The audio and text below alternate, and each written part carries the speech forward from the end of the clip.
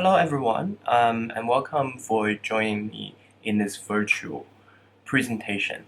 My name is Lin Song. I'm currently a postdoctoral fellow at University of Macau, and today I'm going to talk about live streaming in China.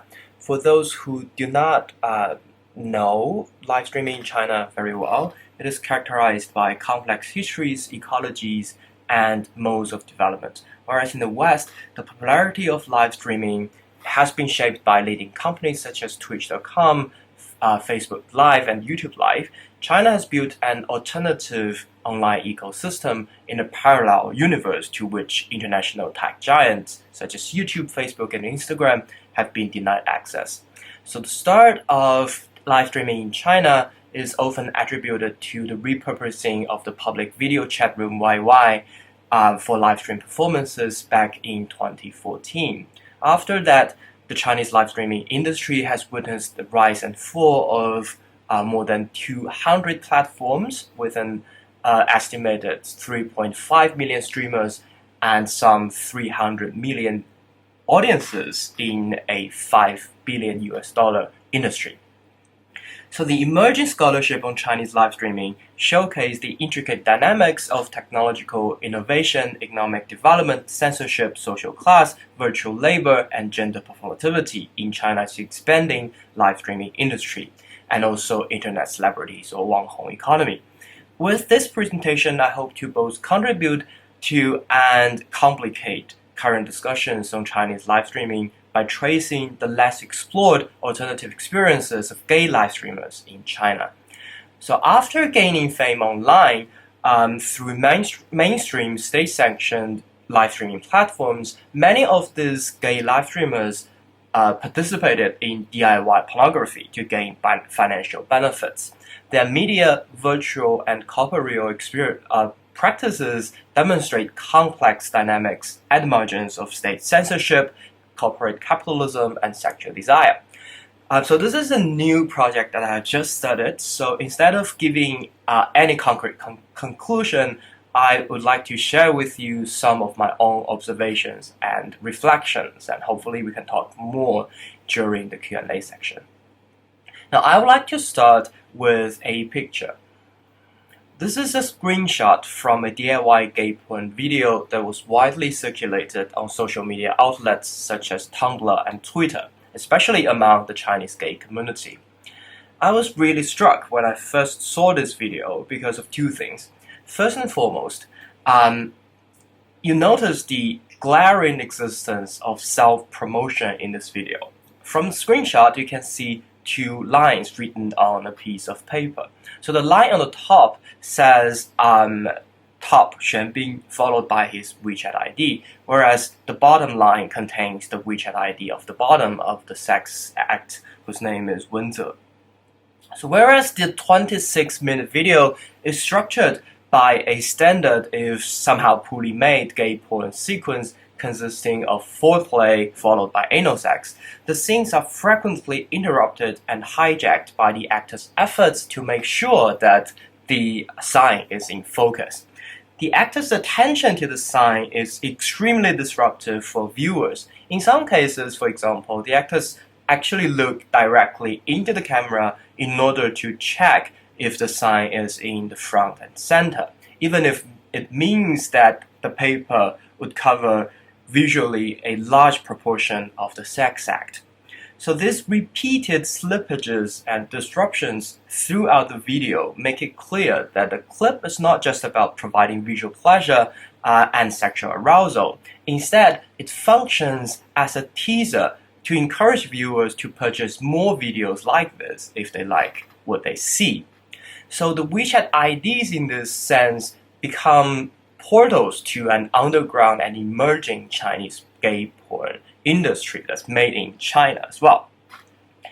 Now, the second point that interested me about this video is the fact that it was widely circulated on social media platforms that were in fact blocked in China. So it was first available on Tumblr, and after the anti-porn regulation was reinforced on that platform, it then migrated to Twitter.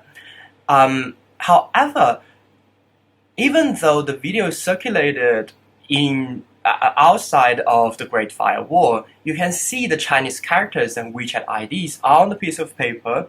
That the video actually explicitly target a mainland Chinese clientele. In China, WeChat is this multifunction super app that not only supports social media sharing and instant messaging, but also allows monetary transaction. This enables porn producers to sell their videos discreetly through a subscription-based service. The porn producer's creative maneuvering of technology reflects the key role of technological know-how in this circulation of Chinese gay porn videos. The shooting and editing, the use of VPN and international social network platforms, and the flexible management of these often nomadic WeChat accounts, because they get shut down by the government for selling porn, all point to the meaningful and significant ways in which Chinese gay men use technology to build a virtual counterpublic centered on desire.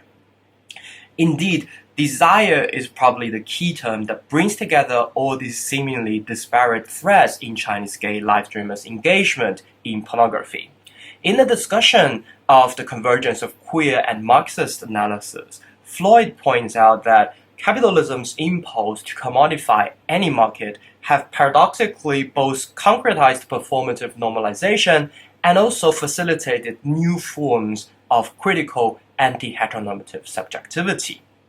So it is exactly through the reification of desire, including consumptive desire, productive desire, and sexual desire, that potentially queer forms of movement emerge. So these repercussions derived from strategies of capitalist accumulation can be a point of analytic entry in understanding the critical potential of Chinese gay live streamers' practice of pornography. Shen Bing actually rose to fame on the now defunct live streaming platform Xiandanjia, which started in 2016 as a platform for good-looking men, male streamers, to attract heterosexual women. Not surprisingly, the platform was soon repurposed by gay live streamers and viewers as a hub for gay live streaming.